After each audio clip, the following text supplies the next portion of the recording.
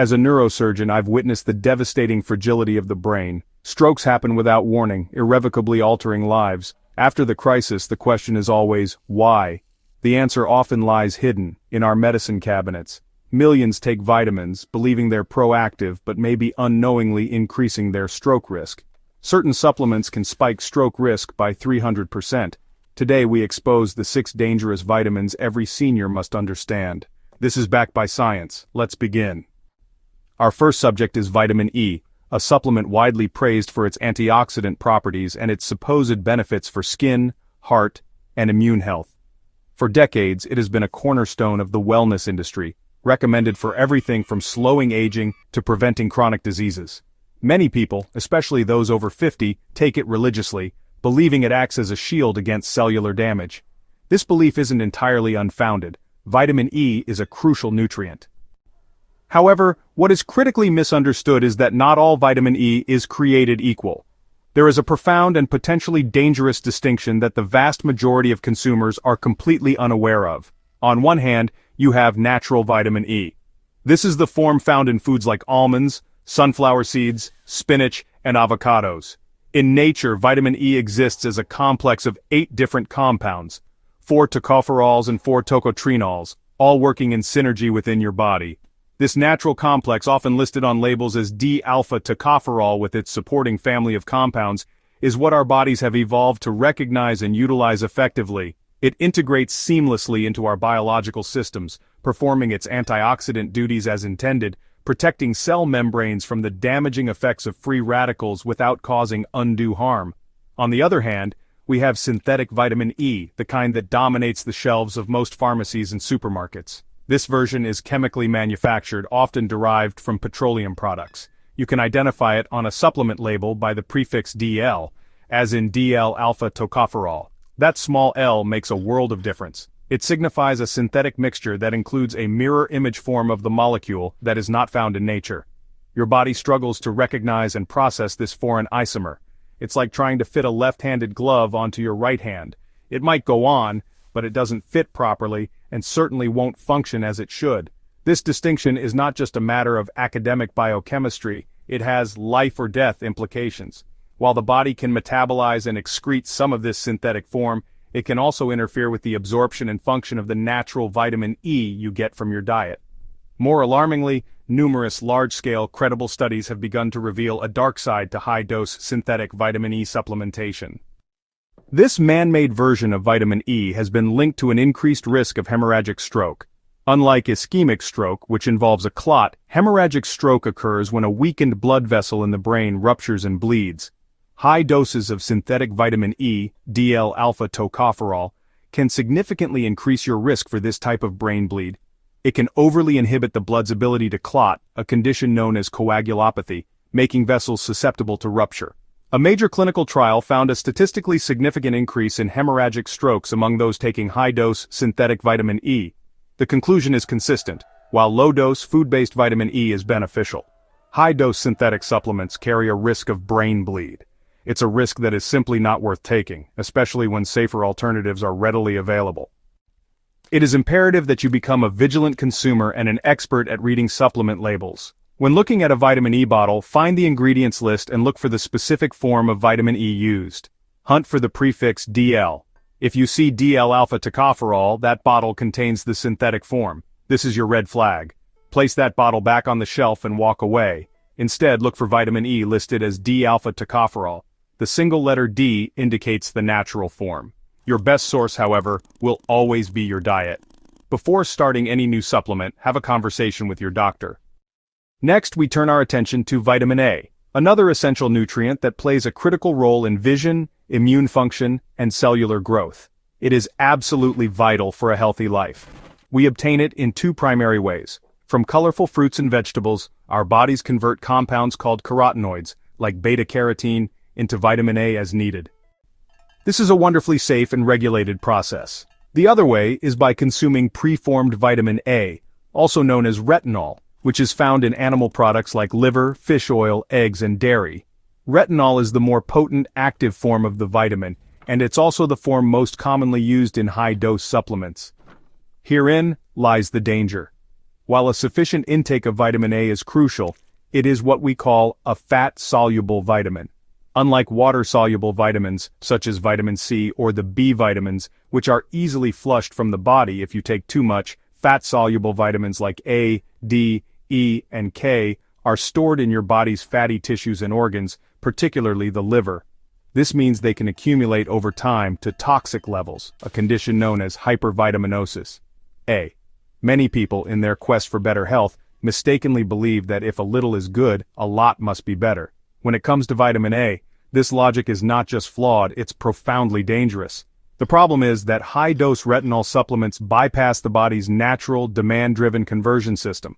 Taking a concentrated pill is like opening a floodgate, overwhelming the liver's capacity to safely store and manage the nutrient. This excess retinol begins to circulate in the bloodstream at toxic concentrations, exerting harmful effects on various systems throughout the body. It can lead to a host of problems, including liver damage, dizziness, nausea, headaches, and even coma. But for our purposes today, we are most concerned with its insidious effects on your vascular system and brain, which directly elevate your risk of stroke. This is not a risk confined to megadoses found in fringe products. Many standard over-the-counter supplements, especially those marketed for vision or skin health, can contain levels of retinol that far exceed the recommended daily allowance. The tolerable upper intake level for adults is set at 10,000 international units per day.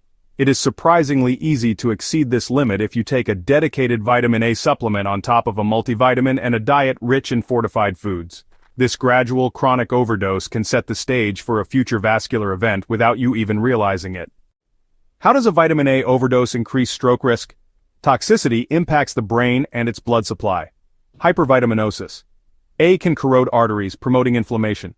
This weakens arteries, causing aneurysms, leading to hemorrhagic stroke. High retinol levels are toxic to bones, interfering with vitamin D. This increases bone breakdown. Disrupted bone metabolism leads to hypercalcemia. Excess calcium deposits in arteries, causing calcification. Calcified arteries harden, raising blood pressure. Clots can block brain blood flow, causing ischemic stroke. Vitamin A hardens arteries, creating stroke risk. Vitamin A toxicity directly impacts the brain. Chronic toxicity causes inflammation.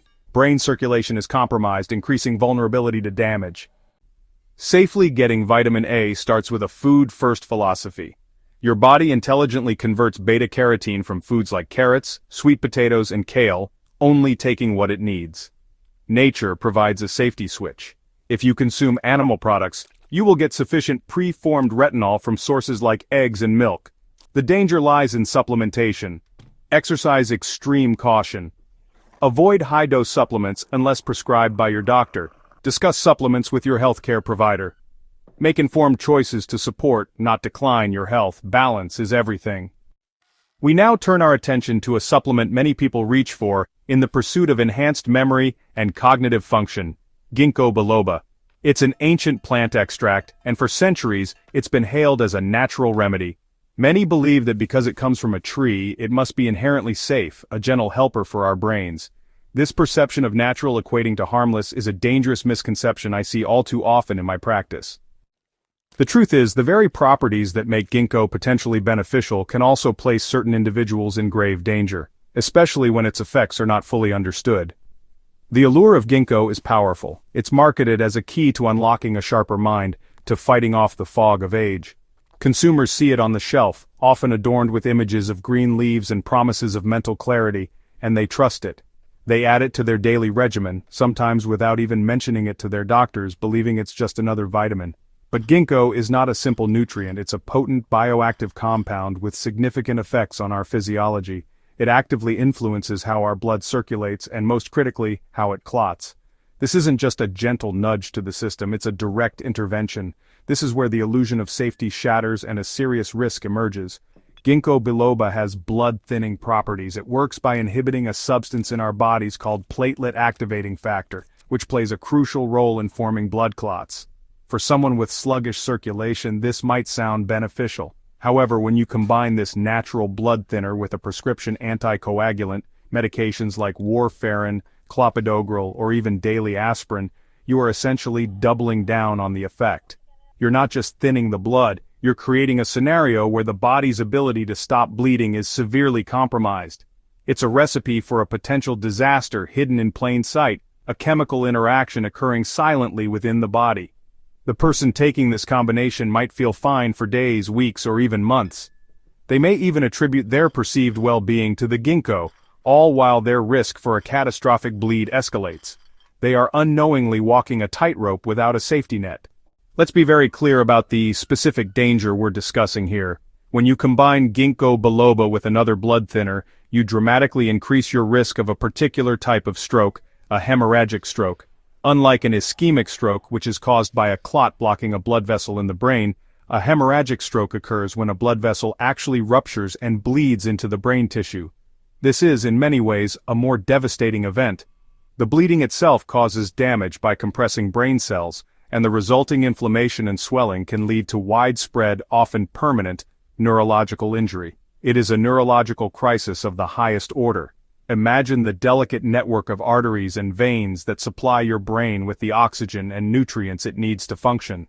Now imagine that blood is too thin, so thin that the normal pressures of circulation can cause one of these fragile vessels to tear open. This is precisely the scenario created by this supplement-drug interaction. It's not just about a nosebleed or bruising more easily. We are talking about spontaneous, uncontrolled bleeding inside the skull, the most protected yet vulnerable space in our entire body. The consequences can range from severe disability to death, a tragic outcome from what was intended to be a health-promoting choice. The symptoms of a hemorrhagic stroke can be sudden and terrifying. It's often described as the worst headache of someone's life, a thunderclap headache that comes on in an instant. This can be accompanied by nausea, vomiting, confusion, loss of consciousness, or seizures. Every second counts. The longer the bleeding continues, the more brain tissue is damaged. The tragedy here is that for someone taking this combination, their body's natural defense mechanisms, the ability to form a clot and plug the leak, are severely handicapped. The bleeding is harder to stop, making the medical intervention more challenging, and the prognosis far worse. Open communication with your doctor and pharmacist is critical. Your supplement list is just as important as your medication list. Before starting any new supplement, especially Ginkgo biloba, talk to your doctor. Your doctor can review your history and medications to determine if a supplement is safe, explain potential interactions, and weigh benefits against risks. Don't self-prescribe based on online information or recommendations. What's safe for one person can be lethal for another. Be your own best advocate and be transparent with your healthcare team. Review what you're taking, write it down, and bring the list to your doctor. Ask, is this safe? Does it interact with my medications? Is there a real benefit? Never leave your doctor in the dark. Next, we need to talk about a vitamin that is absolutely essential for our health, yet can become toxic and dangerous when taken in excess. I'm talking about vitamin B6, also known as pyridoxine. This vitamin is a workhorse in our bodies, involved in over 100 enzyme reactions. Vitamin B6 is crucial for brain development, immune function, and metabolism. Many assume more is better, seeing high-dose supplements marketed for energy and mood. This is the paradox of vitamin B6. Obtained through a balanced diet from sources like chickpeas, tuna, and salmon, it's key to good health. However, megadosing leads to amounts the body can't safely handle. High levels can accumulate and cause sensory neuropathy. The very vitamin supporting nerve health becomes a neurotoxin. It's a cruel irony when moderation is ignored. Nerve damage can cause numbness, tingling, balance problems, and burning pains. These are signs of neurological distress. Vitamin B6 toxicity can cause neurological symptoms that mimic a stroke, triggering a rush to the emergency room. Expensive tests may follow, searching for a clot or bleed that isn't there. The experience is terrifying with loss of control. Doctors must rule out life-threatening possibilities, causing strain and distress. The true culprit might be a high-dose supplement. Nerve damage can be long-lasting, even permanent. Overloading on vitamin B6 can damage your nervous system. What's a safe vitamin B6 amount? The safe upper limit for adults from food and supplements is 100 milligrams daily. More than this can cause neuropathy. Don't take high-dose B6 supplements unless your doctor advises it. You risk poisoning your nerves. Always read labels. True health isn't in a high-dose pill. It's built through diet, activity, sleep, and stress management. Don't risk damage for a non-existent benefit. Prioritize balance for your well-being. Now let's turn our attention to a vitamin that many people, especially older adults, rely on for energy and nerve health. vitamin B12. It's absolutely essential for producing red blood cells, maintaining neurological function, and synthesizing DNA. But as with so many things in medicine, the form of the vitamin you take matters profoundly. The most common and cheapest form found in supplements and fortified foods is something called cyanocobalamin. This is a synthetic version of B12, and while it can raise B12 levels in the blood, it comes with a hidden cost that we must discuss, particularly when it comes to your long-term vascular health and stroke risk. The problem with cyanocobalamin lies in its very structure. The name itself gives us a clue: cyano. This refers to a cyanide molecule that is attached to the cobalamin or B12 vitamin. Now let me be clear, the amount of cyanide is incredibly small, and for most healthy individuals, the body can detoxify and excrete it without any noticeable issue. However, for certain vulnerable populations, this detoxification process puts an extra strain on the body. We're talking about individuals with compromised kidney function, smokers who are already exposed to cyanide, and those with underlying vascular conditions, the very people who are often at a higher risk for stroke in the first place. Think of it this way: your body has a limited capacity for detoxification. Every time you ingest cyanocobalamin, you are asking your liver and kidneys to perform an extra unnecessary task, to cleave off that cyanide molecule and render it harmless. Over time, for someone whose systems are already working hard to manage other health issues, this cumulative burden can become significant. It's a subtle, low-grade stressor on your metabolic pathways. This isn't about causing acute cyanide poisoning, but rather about the long-term insidious effects of introducing a synthetic compound that requires this extra and, in my view, avoidable metabolic step. This is where the connection to stroke risk becomes clearer. Chronic, low-level stress on your body's detoxification systems can contribute to systemic inflammation and oxidative stress, two of the primary drivers of atherosclerosis, the hardening and narrowing of your arteries. When your arteries become less flexible and more clogged, it directly elevates your risk for both ischemic and hemorrhagic strokes. Why introduce this unnecessary variable into your health equation when safer, more biologically active forms of B12 are readily available? It's a question we should all be asking before we reach for that common, inexpensive bottle of B12. Let's focus on the kidneys. Your kidneys filter waste and toxins. Kidney impairment, common as we age, reduces the ability to filter substances. Toxins can linger, damaging blood vessels. This can lead to stroke. Damaged arteries become sites for plaque buildup. Vessels narrow, causing arteriosclerosis and raising blood pressure. For seniors, processing cyanocobalamin adds burden. Metabolizing it uses methyl groups, vital for heart and brain health. This impacts homocysteine regulation. High homocysteine is a risk factor for cardiovascular disease and stroke. Impairing homocysteine control is a dangerous trade-off. Choosing cyanocobalamin isn't neutral. It increases the risk of stroke. In my opinion, it's not worth the risk. Fortunately, there's a simple solution. The world of vitamin B12 isn't limited to synthetic cyanocobalamin.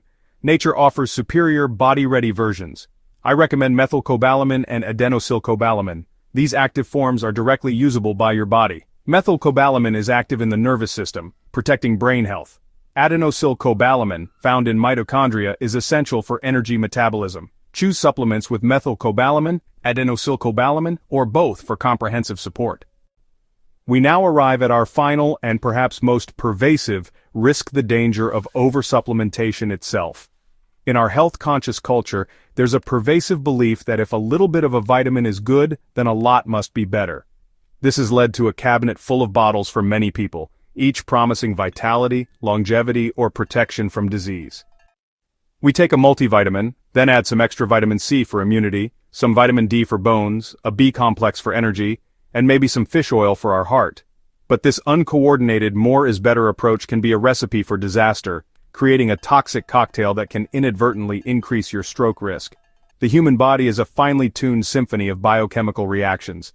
Nutrients don't work in isolation. They interact with each other in complex and sometimes unpredictable ways. For example, high doses of zinc can interfere with the absorption of copper, a mineral that is essential for maintaining the integrity of your blood vessels. A copper deficiency can lead to weakened arterial walls, increasing the risk of an aneurysm or a hemorrhagic stroke. You might be taking zinc with the best of intentions, but without understanding this delicate balance, you could be creating a dangerous deficiency elsewhere in your system. This issue is compounded by the fact that many of us get our advice from marketing claims on a bottle, a wellness blog, or a well-meaning friend, rather than from a coordinated healthcare strategy.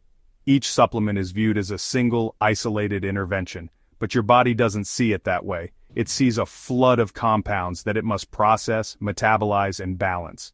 When you take multiple high-dose supplements, you are essentially conducting an uncontrolled experiment on your own physiology, with no oversight and no real understanding of the potential for negative interactions or cumulative toxicity.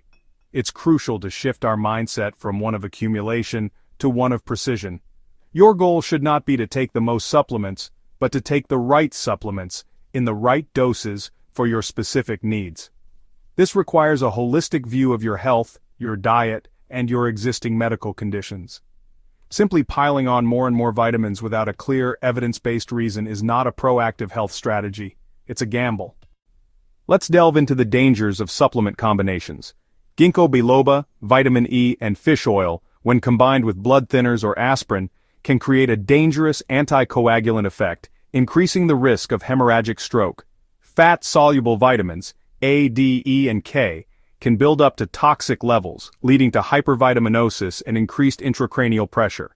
A multitude of supplements places a significant metabolic load on the liver and kidneys. Professional guidance is essential to navigate potential interactions and ensure your health efforts are not undermined. The single most important step to protect yourself from over-supplementation? Conduct a thorough review of everything you take with a qualified healthcare provider, your doctor, a registered dietitian, or a knowledgeable pharmacist. Bring a comprehensive list of every vitamin, mineral, herb, and supplement you take, including brands and dosages.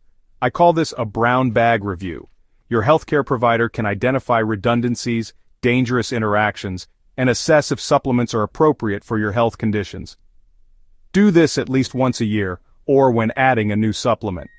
A provider can recommend blood tests to check nutrient levels.